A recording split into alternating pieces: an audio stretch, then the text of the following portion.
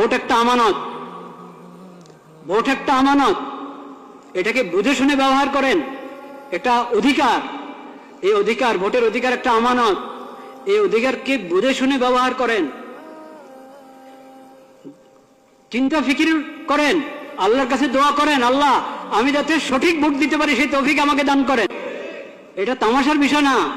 প্রতারিত হয়ে বাধ্য হয়ে ভোট দিবেন না, লোভে পড়ে ভোট দিবেন না, চিন্তা ভাবনা করে, এবং এটার জন্য দোয়া দুরূদ পড়েন, সালাতুল হাজত পড়েন, অভিজ্ঞতার সাথে মশওয়ারা করেন, নেককার দিনদার মানুষের সাথে মশওয়ারা করেন।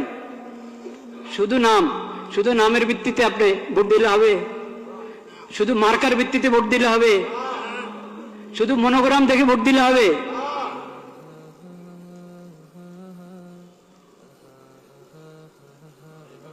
এটা হবে না, চিন্তা ভাবনা করতে হবে। শুধু নাম দিয়ে প্রতারিত হবেন না। ইসলামের নাম ব্যবহার করা হচ্ছে, অনেক দলে ইসলামের নাম ব্যবহার করেছে। তারপর এখন আপনি বলবেন ইসলাম, যেহেতু ওনারা ইসলামের নাম নিয়ে রাজনীতি করছে, ইসলামের নাম নিয়ে ভোটে দাঁড়িয়েছে, নির্বাচন করছে, তাহলে চোখ বন্ধ করে ওদেরকে ভোট দাও। এই কথা বলার সুযোগ নাই, এই কথা বলার সুযোগ নাই। কারণ ইসলামের নাম ব্যবহার করছি আমি, আমার দলের মধ্যে ইসলামের নাম আছে, কিন্তু ইসলাম আসলে কি আমি ইসলাম বাস্তবায়ন করার জন্য মানুষের প্রতিনিধি হতে যাচ্ছি?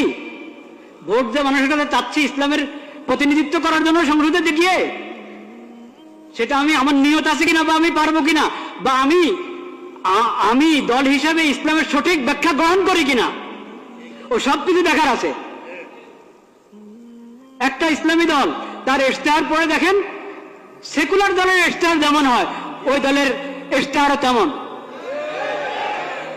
ওই ইশতেহার তো বড় কিছু না, আসলে ইশতেহার তো আসলে বড় কিছু না যে শুধু ইশতেহার দেখেই কাউকে ভোট দেওয়া যায়। কিন্তু তারপরেও এটার কিছু না কিছু মূল্য তো আছে, নাহলে সবাই ইশতেহার ছাপে কেন? তো ইশতেহার, আমি ইসলামের কথা বলি কিন্তু আমার ইশতেহার পুরো একটা সেকুলার দলের ইশতেহার মতো মনে হবে আগাগোড়া পড়লে। তো এই জন্য আমি বলছি শুধু ইসলামের নাম, এই কারণে চোখ বন্ধ করে ভোট দিবেন না। আর দলের মধ্যে ইসলামের নাম নাই, শুধু এই কারণে তাকে বলবেন না যে এর ভোট দেওয়াই যাবে না। এখানে বিবেচনার অনেক কিছু আছে। এটা তো দুঃখের বিষয় যে আমরা, আমাদের কাছে ইসলামী খেলাফত ব্যবস্থা নাই। ইসলামী খেলাফত ব্যবস্থা কায়েম করার জন্য কেউ উঠে দাঁড়াচ্ছে না। এটা তো দুঃখের বিষয়, কষ্টের বিষয়। সেই কষ্ট তো আছে, সেই ব্যথা আছে, সেজন্য আমরা ব্যথিত। কিন্তু এখন যারা যারা এই মানবিক দেশ, নিরাপদ দেশ এবং মানবিক দেশ গড়ার জন্য যাচ্ছে, তারা মানবতা কি দিয়ে করবে, প্রতিষ্ঠা করবে? নিরাপত্তা কি দিয়ে বাস্তবায়ন করবে? মানবিক দেশ কিভাবে? মানবতা, কোন মানবতা? পশ্চিমাদের মানবতা না ইসলামী মানবতা? তো ইসলামের কথা, ইসলামী মানবতার কথা আপনি বলছেন না। ইসলামী মানবতার কথা বলছেন না। যে মানবতা ইসলাম এবং কোরআনের মাধ্যমে পাওয়া যায়, নবীজির সিরাতের মাধ্যমে পাওয়া যায়, সেটা তো আপনি বলছেন না। মানবিক বাংলাদেশ, নিরাপদ বাংলাদেশ, এটা যে কোনো সেকুলার দ্বারা বলতে পারে।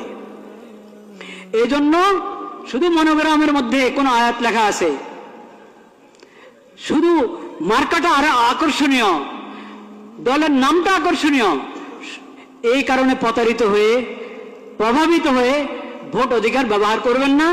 ভোট অধিকার ব্যবহার করতে হলে আপনাকে অনেক চিন্তা ভাবনা করতে হবে, অনেক দোয়া করতে হবে আল্লাহ দরবারে, আল্লাহ আমাকে সঠিক ফয়সালা করার তৌফিক দান করো।